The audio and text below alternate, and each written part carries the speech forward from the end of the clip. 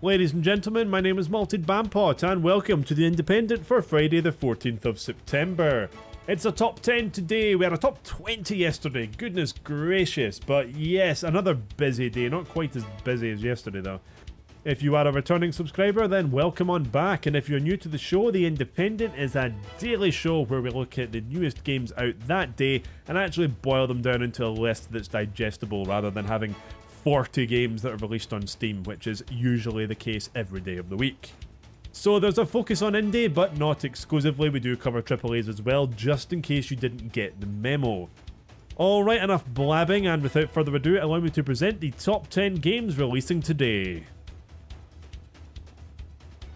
First up today is, of course, the big hitter we've all been waiting for, well, some people have, Shadow of the Tomb Raider. This is the third installment in the rebooted Tomb Raider series, and predictably, initial reviews are positive, and I say predictably because it's difficult for AAA games of this scope and marketing hype to get any real negative critique these days. So yes, the Metacritic score is high. Now that doesn't mean that it's all lies and the game is terrible, but I'm just saying this because the best thing you can do when it comes to deciding whether to purchase a game like this is to find an outlet, a personality, somebody that gels with the kind of games that you enjoy, and probably look for one of those reviews, because to be fair, unless this game was essentially a pile of dog poo on a plate, it's going to get good critique. Don't get me wrong, I love the Tomb Raider games, and I have enjoyed the rebooted series so far, and no doubt I'll enjoy this one too. But just a word of warning. So, in this game, you can experience Lara Croft's defining moment as she becomes the Tomb Raider. She's still in progress 3 games later. In Shadow of the Tomb Raider, Lara must master a deadly jungle, overcome terrifying tombs, and persevere through her darkest hour. As she races to save the world from a Mayan apocalypse, Lara will ultimately be forged into the Tomb Raider she is destined to be about 3 games down the line from now. Survive and thrive in the deadliest place on Earth, master an unforgiving jungle setting in order to survive, explore underwater environments filled with crevices and deep tunnel systems. Do all the stuff that is a staple of the Tomb Raider series at this point. So yes, this may be a bit of a cynical start to the day. I shouldn't really be that cynical about it. There's every chance it's got great reviews for good reasons, and hey, if you have one of the new Nvidia graphics cards, you can use the ray tracing as well. And you'll probably run the damn thing at about 40 FPS at 1080p, but hey, ray tracing guys, ray tracing. Next up today is Black Clover Quartet Night, releasing on the PC and PS4. This isn't anything to do with Naruto, although it looks heavily inspired by it. The visual style is somewhat similar, but in this magic battle action game, take part in 4-on-4 team battles and cast an array of magic spells to defeat the opposing team. You can assume one of 4 different roles: a fighter, healer, support, or ranged. Use your role and spells to the best possible effect, and cooperate with your teammates to win the battle. The protagonist, Asta, is the only boy unable to use magic in a world where magic is everything. Despite this terrible affliction, Asta manages to overcome all sorts of hurdles with the help of his friends, and persists in his goal of becoming the Wizard King. Looks fairly interesting, and the anime style will certainly appeal to a large demographic.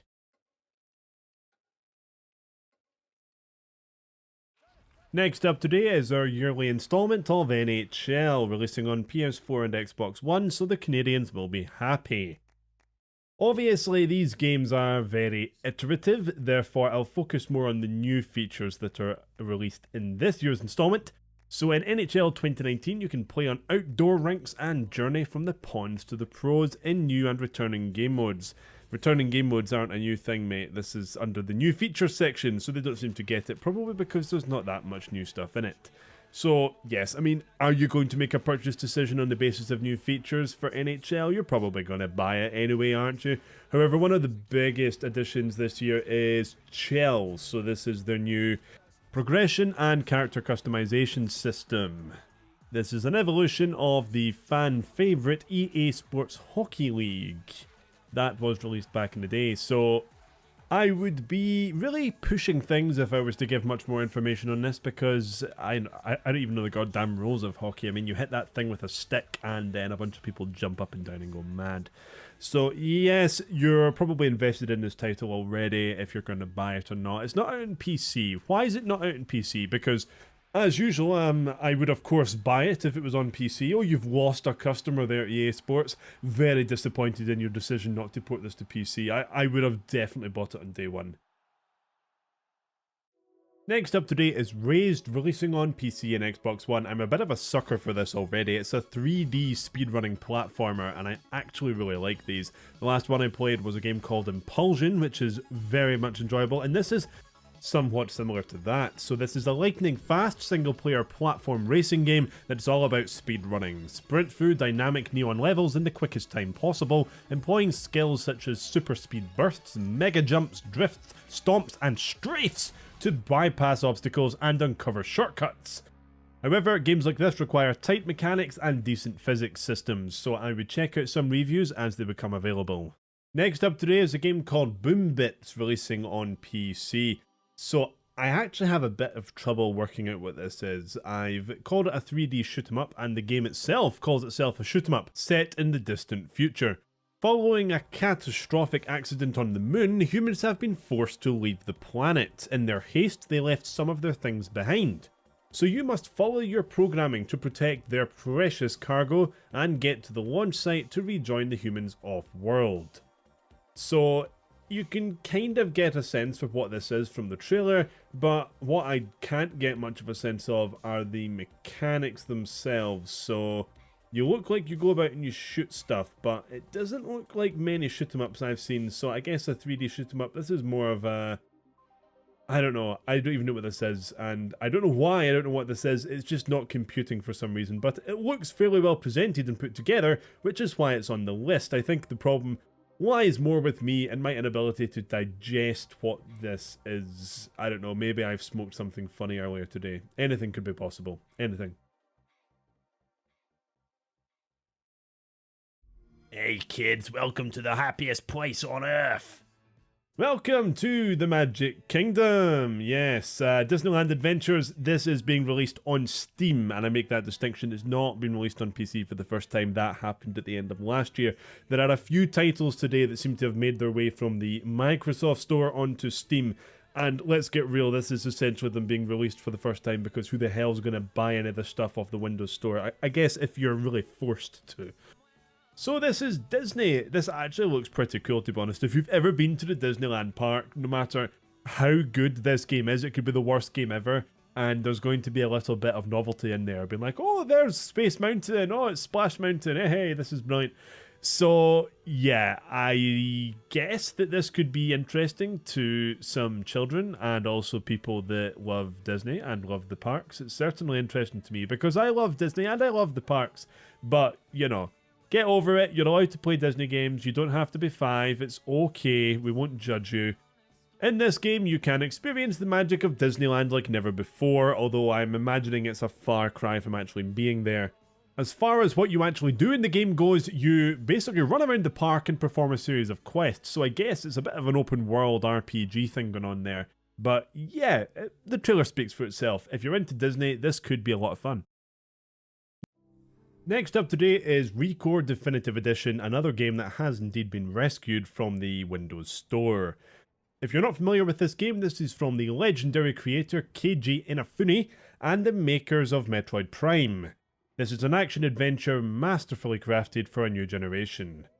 It has a bit of a Borderlands-like aesthetic style, that's what it instantly reminded me of, but it looks like a very interesting game. You are Julie Adams, one of the last remaining humans on the planet Far Eden, a mysterious and dangerous world controlled by robotic foes bent on your destruction. To survive, you must forge friendships with a courageous group of Corebot companions, each with unique abilities and powers.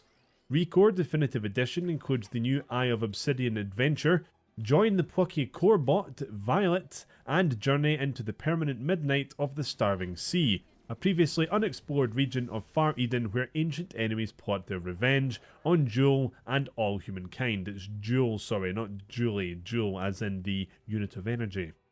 Features including Eye of Obsidian Expanded Adventure, so that's included in this definitive version, including the T8NK core bot frame to cross quicksand and explore Far Eden with new power and speed, 10 new dungeons and 2 new overworld areas, 3 new weapon modes for Jules' energy rifle, and lots of other little bits and pieces, including upscaled for higher resolutions and HDR support.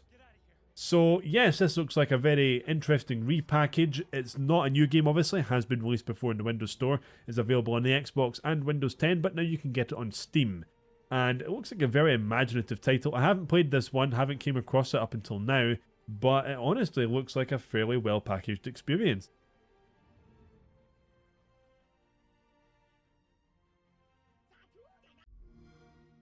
Next up today is Super Lucky's Tale, another title being rescued from the Windows Store. This is a 3D platformer where you're a fox. Now, there's so many games involving foxes these days. I don't know what it is, but people must really, really love foxes. So, sure.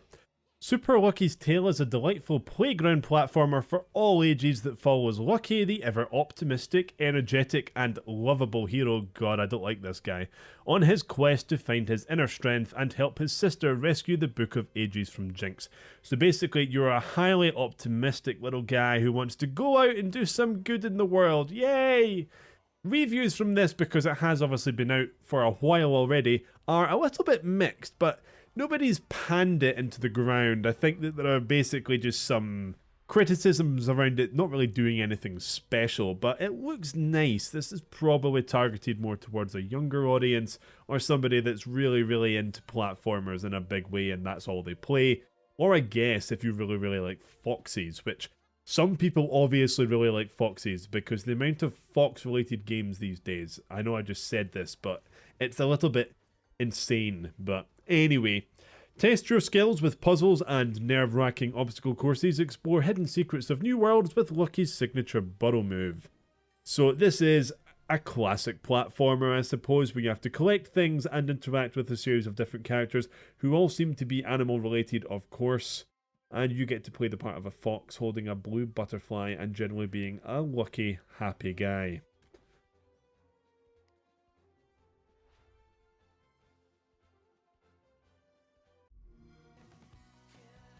How do you do? Mighty pleasant meeting. How do you do? Say it when you're meeting. How do you do? With everyone repeating. Pretty good, sure as you're born.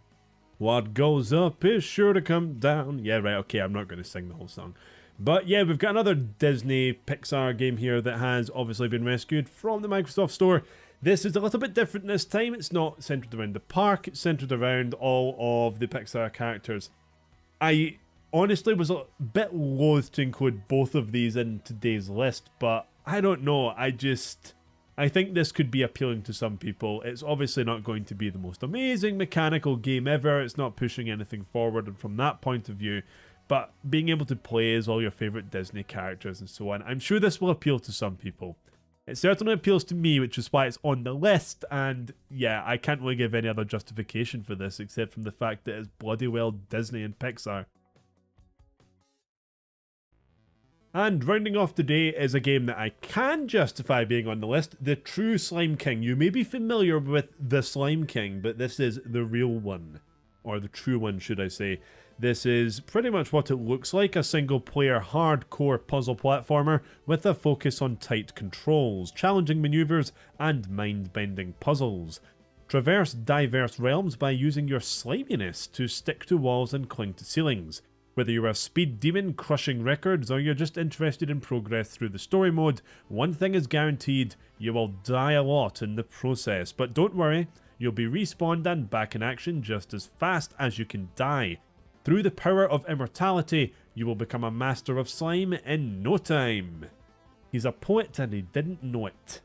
So the story mode holds a vast overworld and 115 levels. This looks like a fairly Super Meat Boy-esque platformer where you essentially slide all over the place.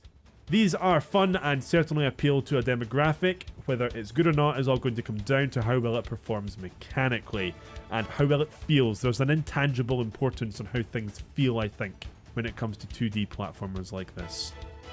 Alright folks, my name is Malted Bampot and this has been the Independent for Friday the 14th of September.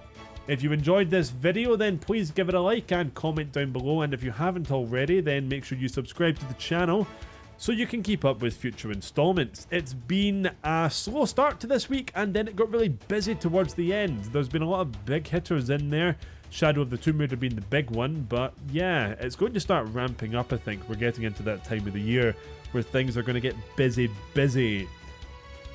Alright folks, once again, I've been Malted Bampot, that's Malted with an M and Bampot with a B. Stay safe, game well, and I'll see you again on Monday.